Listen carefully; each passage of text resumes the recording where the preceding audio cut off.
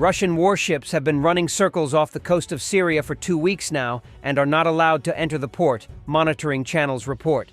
Syria has started to allow civilian commercial vessels to enter the Tartus port, while Russian warships remain banned, according to Russian telegram channels. According to the analysts, the Egyptian bulk carrier Lotus entered the Tartus port at night.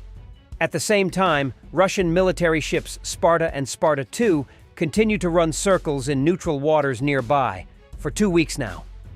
They have drawn interesting shapes in the tracking service, but they are not allowed to enter the port of Tartus to export Russian military equipment, it is reported. Allegedly, on January 9th, Russian Counter-Admiral Valery Varfolomeyev made another attempt to negotiate the removal of military equipment from Russian bases in Syria, but he was not allowed to negotiate.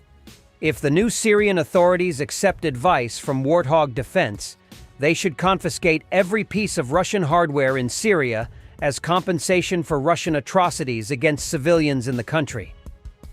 And Syria's new government has imposed an embargo on Russian and Iranian imports, according to Al Arabiya.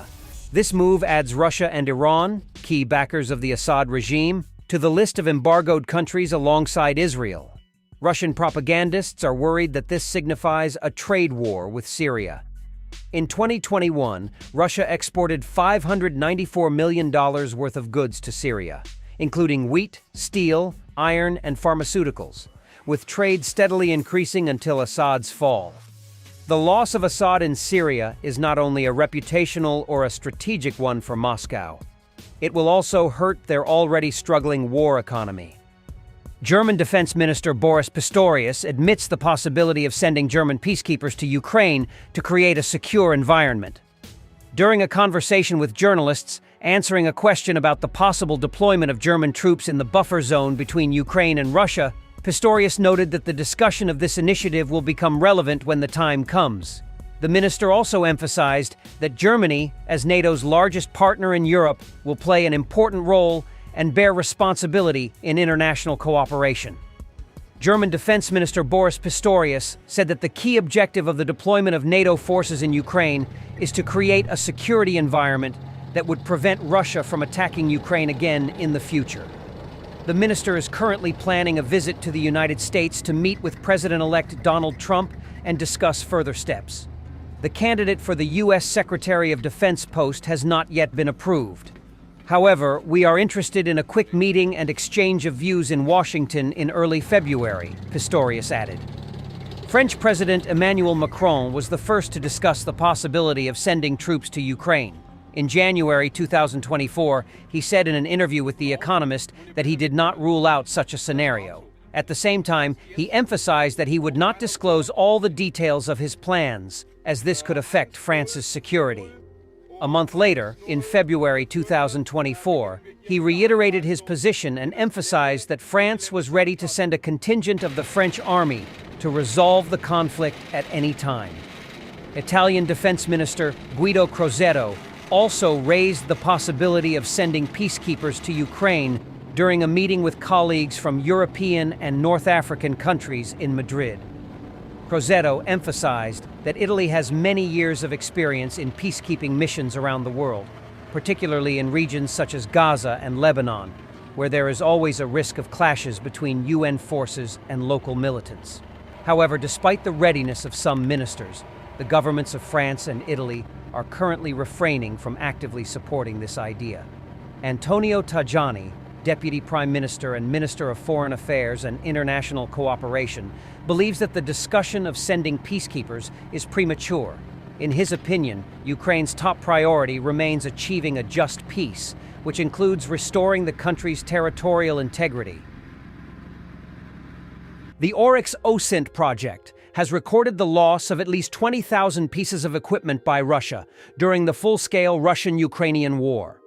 Jakub Janowski, one of the project administrators, reported on this. Oryx Spioenkop, is a Dutch open-source intelligence OSINT project on defense. It was founded in 2013 and covered mainly the war in Syria. However, after the full-scale invasion began, it focused on the Russian-Ukrainian war. Although the project ceased active operations in October 2023, some of its participants continue to record equipment losses during the Russian invasion. Since Oryx's calculations are based only on visually confirmed losses that can be found in open sources, the reported losses should be considered a minimum limit for the overall assessment. In total, the project estimates that from the beginning of the invasion until January 18, 2025, Russia lost 20,004 units of equipment.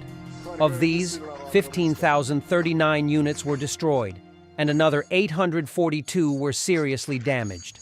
In addition, 1,115 units were abandoned on the battlefield with an unknown status, and the Ukrainian military captured 3,008 units as trophies. The losses of armored combat vehicles, tanks, infantry fighting vehicles, armored personnel carriers, and MRAPs amounted to 11,597 units. Of these, 8,720 were destroyed, 367 were damaged, 975 were abandoned, and 1,535 were lost to captivity.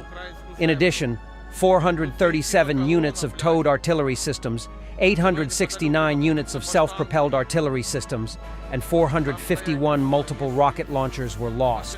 At least 298 air defense systems, 134 planes, and 151 helicopters were also lost. As previously reported, an OSINT researcher discovered over 200 cases of suicides of Russian soldiers on the battlefield. The 200th suicide case was recorded on January 9th, but as of today, January 18th, there are 9 more such cases. Ukrainian troops record many cases of suicides by Russian soldiers after unsuccessful assaults, most often by wounded soldiers, but sometimes even by infantrymen. Russia is not going away, and this version of Russia, this aggressive imperialistic Russia, the one that attacks its neighbors, is not going away. It's here to stay, and we'll have to deal with it, former Lithuanian Foreign Minister Gabrielius Landsbergis said in an interview with Voice of America. What I have a sense is that there are definitely politicians who want Ukraine, the war against Ukraine be over like COVID was. So we were in the crisis, and then suddenly we weren't. People believe that there is a chance that Ukraine is like this. President Trump will come in, he will do his magic, and then we'll remember, we had this war in Europe, and now it's over, and we can go back, building our welfare societies and, being just generally happy people in Europe. This is the expectation. And when somebody coming from the Baltics would tell them, that's not going to happen. This is not going away. Russia is not going away, and this version of Russia, this aggressive, imperialistic, the one that attacks its neighbors, Russia is not going away. This is the new reality. This is not a dream that you're going to wake up, on 20th of January and think, voila, it's over. No, it's here to stay, and we'll have to deal with it. We understand that this is not going away, that we wanted to wake up for hundreds of years. We're still there. We're still fighting. Thanks for watching, and don't forget to subscribe. Also, if you want to support Warthog Defense, please become our member and get early access to new videos, exclusive members-only videos, and become administrator in comments section. The membership link is in the description. Rescues every day. We had a guy last week at 6 rescues in 6 days. He's doing the job every day.